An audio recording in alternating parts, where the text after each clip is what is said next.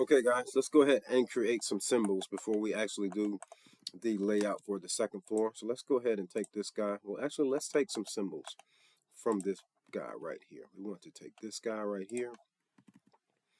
These are our section markers. Let's see.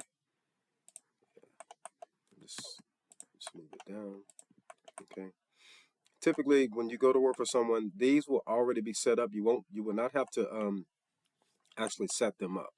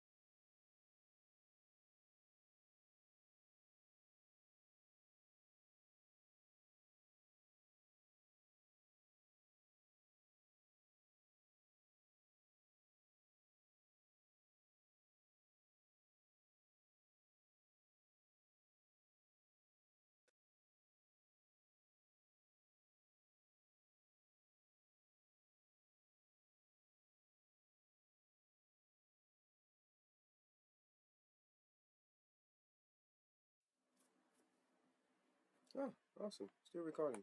Okay. My computer just powered off on me, guys.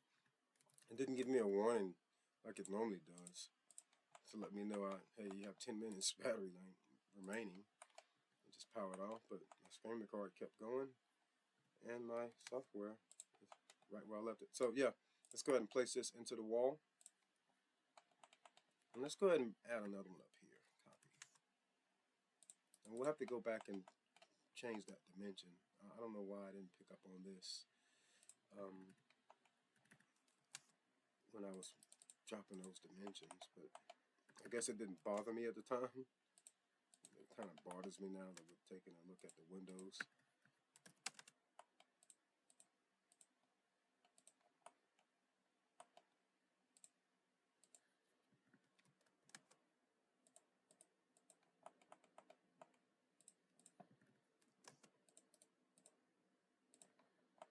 Okay, so let's delete this dimension string right here.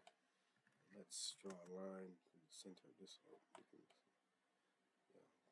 draw a line here. Let's go ahead and take it and just put it right there. Okay, now let's go and click Align Dimensions. We're going to go here.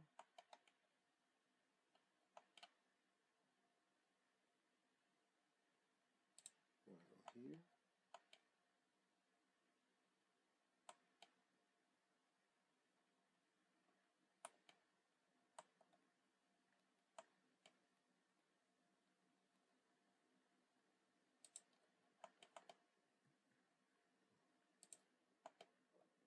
Let's go ahead and drop another one from, let's do it from here.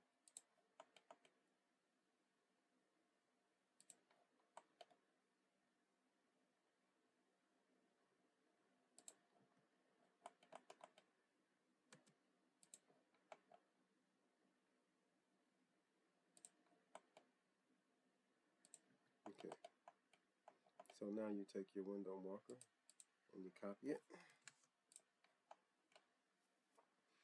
And function F8. And just place that guy there. Okay, turn the function F8 back on. Okay, I don't know what that was. F8. just took a picture of something. That's new to me. Okay, copy. Function F8. That's something new to me, guys. I guess I took a screenshot. And now, instead of this is door 101, 101, 102, 103, 104, 105. And this will be door 106. Okay. Alright, so there's your floor plan with your door tags, with your window tags and your door tags, right? Okay, so now you guys see how those created. You can go and create the same. And this is a section marker. And the only thing we're going to do here, I don't like how this is. Let's see. You see that? No, this is crazy. So we're going to take this. And we're going to take. Alright, I don't know. We got some stuff going on here. Let's take this. Take this. And let's move it.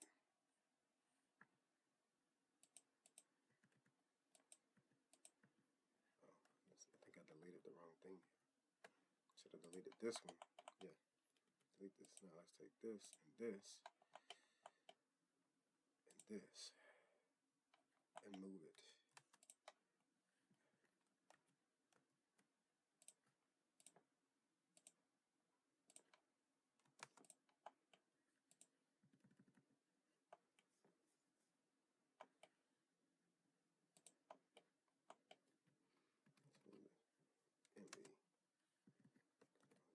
Now select this and hit M for move and move it up just a little bit. Okay, let's take this and extend it out. Then hit extend this to that. And let's trim it here, trim it here. And then let's trim it here. Okay. And then we'll take this and mirror it, MI, and select here, and then drag it to here, and hit no. Not yet. No. MI.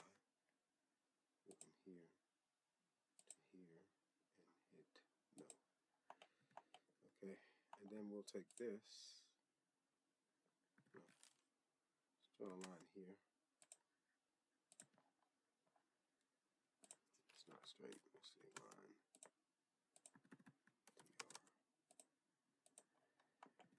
And there should be what's called a symbol layer. Let's see if we can find it. Just put it on the text, eText2. Let's see if there's an actual symbol layer. Site prep, site, no symbol layer. Let's go to text, a plan. Yeah, just put it on the eText layer. Okay. But you want to change the color, go here and give it a dark blue color. You want to go with blue. Alright. And what you want to do is let's draw a line here. Or actually just type in C for circle. And click right here. Let's draw a circle, just like that. Okay. And you want to match the properties. Make sure it's the same properties. Now, type in H for hatch, and you want to select pick points right here. Okay. Click here. Oh, you could not determine a boundary. What do you mean? Let's see, move. A lot of times it wants you to go and create. So let's type in PL for polyline. This will be a good exercise for you guys. So once the polyline command is active, click here, click here, click at the edge here, and hit function F8. Turn the ortho off. Okay, click here, click here, and you see at the bottom right here where it says arc. Okay, what you want to do is hit A and hit the space bar for arc while you're in the polyline command, and draw an arc and just click here, and then draw another arc and click here, and then hit escape and get out of it. So now what you do when those arcs are drawn, you come and grab it, and you take this and you place it right there. And you come and grab the arc of the line you just drew and you place it right there. Now what's this done is just created a closed loop, because that's why you could not put a hatch in there, because it didn't read or register it as a closed loop. So let's go ahead and hit MA match. Let's put it on that layer line. Now type in H for hatch. Hit the space bar to activate it. Select pick points. Okay. And let's go ahead and hatch that. Alright. So now we can take this and move it back over. And now we have our section marker. Let's go ahead and delete all of this.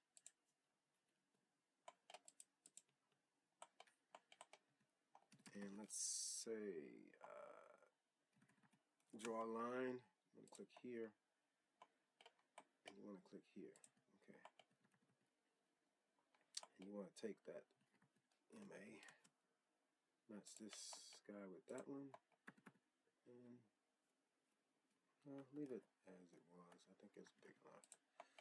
Let's move over. And I'll tell you what the symbols mean once we actually draw the sections. Okay, but we need to place these everywhere that they're placed on this model. What that does is it's showing that we have a wall section that's going to be shown there.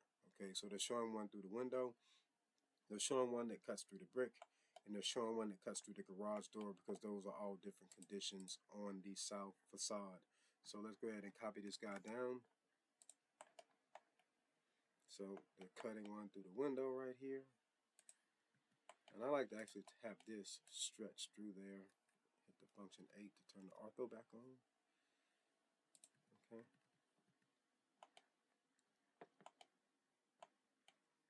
And actually, let's go ahead and block this up. BLOCK. Let's just say section marks.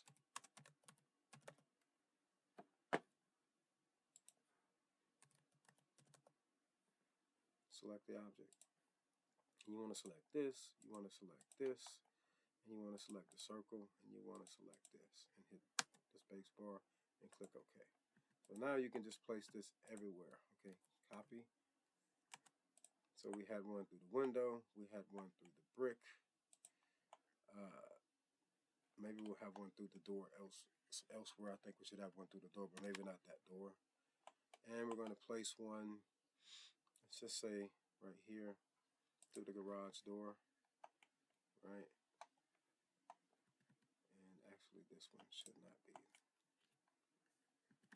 that far back or that close to the building.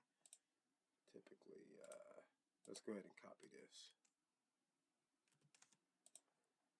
And function 8, there it is.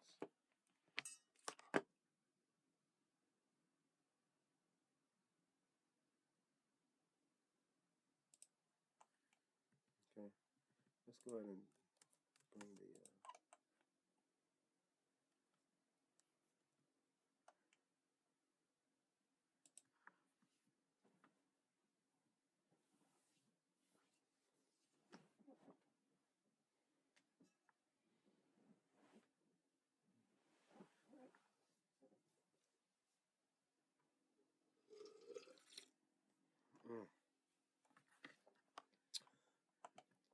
okay.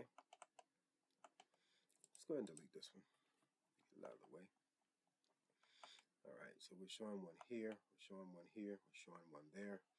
So what you do is you would take this one and mirror it, MI, grab the end here, then mirror it up, turn the function 8 back on,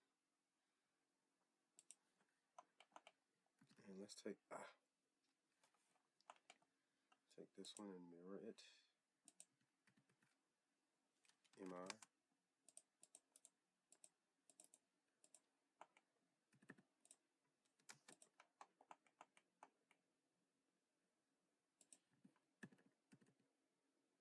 let's take it and move it up.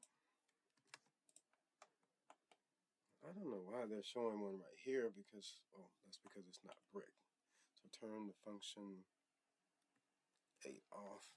So what's happening is you want to place these at every condition of the building, okay?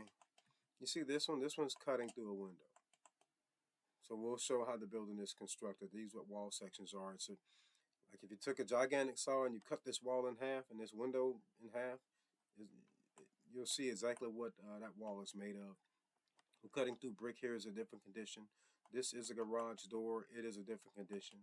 So here we're cutting through the wall, which is just, you know, it's probably going to be siding, a different condition, okay? And I think they're cutting through, you know, like we don't need this one. This one and this one are exactly the same, unless they are showing something different in terms of finish there. And then he was showing one through the window. So a lot of times they'll put things in as a bit of a redundancy. But again, I don't know what the design intent is. Typically on one side of a building, you have all of the same finish on the exterior, but who knows? So we'll just show that one right there, and if we need to add some elsewhere, we will.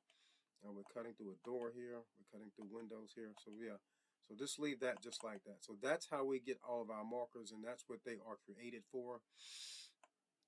I think this one is just a little bit stuck out, so to speak. It's kind of like the black sheep of the family. Let's go ahead and hit function F8. Let's move this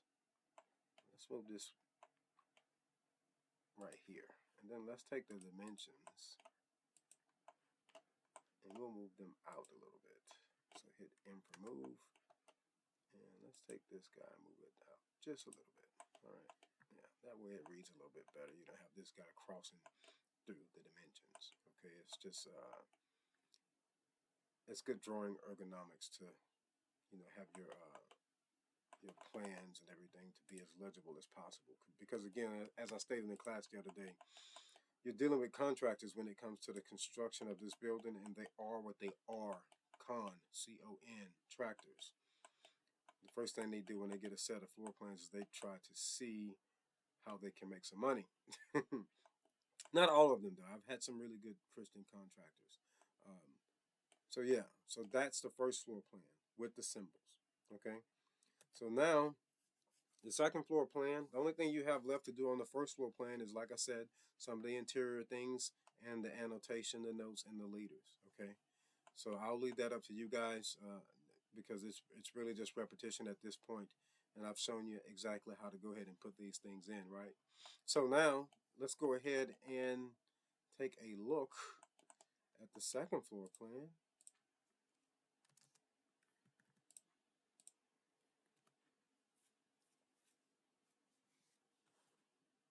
And let's go ahead and insert that. And what we'll do is we will go ahead and get that layout drawn. Upper floor plan.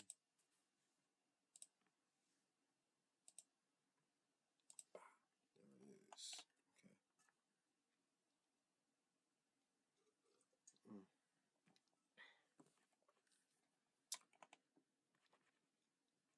And what I'll do, let's use the stair to get this thing aligned. So R-A-Y, because the stair is always gonna, it's always gonna be in the same place on the first and second floor. That's not, you can't go wrong if you use the stair to align your floor plans. So let's go ahead and grab this guy. Hold down Shift to unhighlight this guy. And let's take that stair, move. And I'm doing it this way because remember we made some changes, okay? We made some changes.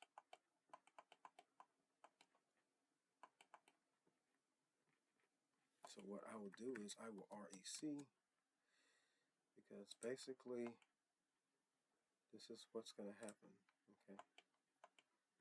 Now, what I just drew was a rectangle. I can drag and copy this down. So that's where your second floor is going to fall, right? So this is the exterior wall. Let's see, let's project it. Let's project it up.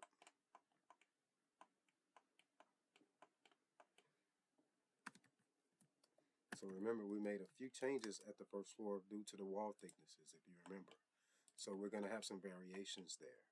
So we want to make sure that these walls, okay, actually are lining up. So we know that the stair is falling within the confines of this. So now what we need to do is, let's use the handy stretch command. Let's take this guy and stretch it. And let's take this guy, stretch command, and we're going to stretch it. That way we know we have the correct footprint of the second floor. Okay. Now, I know some of you already had the second floor layout started. So if you didn't put the 6-inch walls in because you had already started before I took the class over, then no problem. I'll deal with you on that. But in the future, on any residence, use 6-inch walls. Use 6-inch walls, please. Okay. So keep in mind we made some changes here. Okay. So I'll leave it up to you guys to kind of align things up. But keep in mind the width of the stair here. Because we use 6-inch walls, ours is going to change a little bit. All right. So I'll let you guys take it from there. Let's go ahead and do an offset. And we want these to be 6-inch walls. So offset it in. Okay. And you guys know that you can pretty much take this line, and this line, and these lines. Actually, let's just take the stair lines, and I'll let you take it from there. And then just copy. And you want to go from this corner here to this corner. Okay. And that's where your stair is going to be located. Okay, and I'll let you take it from there. Let's see. What's this?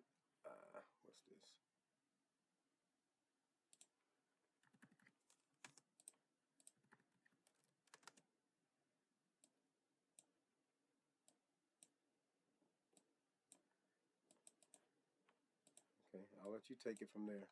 And really, I just want you to reproduce what's drawn here. Okay, we went over how to do all of this. You just this fiberglass spa, just like we did the fireplace. Okay, you have text here, you have doors in here. Okay, so I'm expecting you to put all of this stuff in, and select the proper layers, put them on the proper layers, just like we did at the first floor. Okay, so that's what I like to do. I'll kind of hold your hand, and then after I show you how to swim a little bit, I'll kind of throw you in some deep water and let you swim on your own.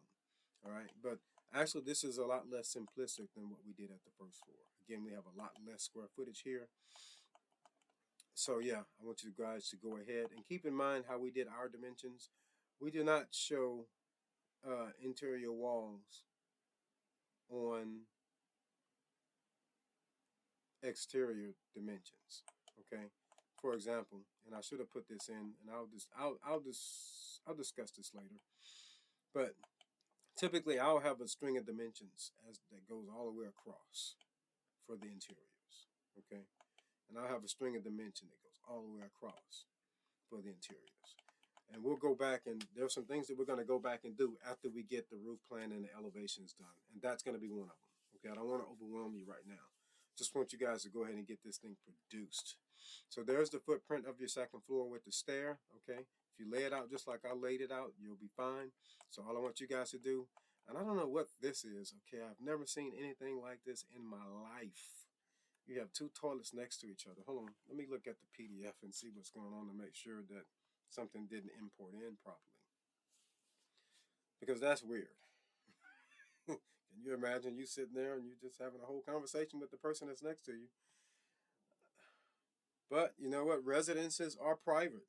Some people you may have a husband who like to, take a seat next to his wife on the toilet in the morning while they have some coffee or something. I'll put a coffee lounge in there, right? I'm being funny. I'm being facetious. But yeah, it's like that on the floor plan. That is weird. In all of my 25, 30 years, I've never seen that. But leave it as is. Leave it as is. Leave it as is for right now. But make no mistake about it. We're gonna. You know what? I'm not leaving that. No. Take this toilet out. This one. Take it out. No. Because we are not dealing with clients here, and it's not been specified. It is a visual betrayal for me to even have you guys to even think like that. Okay, that's something you do that's highly specified by the owner, and we're not dealing with owners here. So, for design aesthetic purposes, take that one out and give me a toilet on the center. Okay, and we probably should have something in here. Like actually, let's do this. Offset 1'6". Let's put this toilet here. All right, and give me some type of like vanity, like what we have here. Give me some type of vanity or something in there.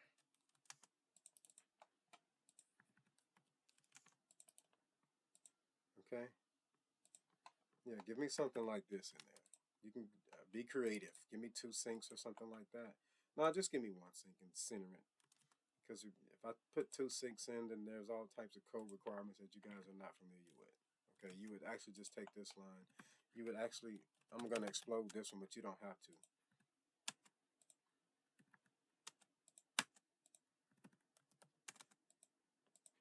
I'd rather see something like this, okay, than to have 2 toilets in this. No. Negative. Do this. Give me this. Okay, guys? It's not going to reflect on your PDF, but you have the video. This is what I want to see, in your floor plan when you do your layout at the second floor here. Okay? So again, just to recap what you guys have left on the first floor, we're going to be adding text, okay?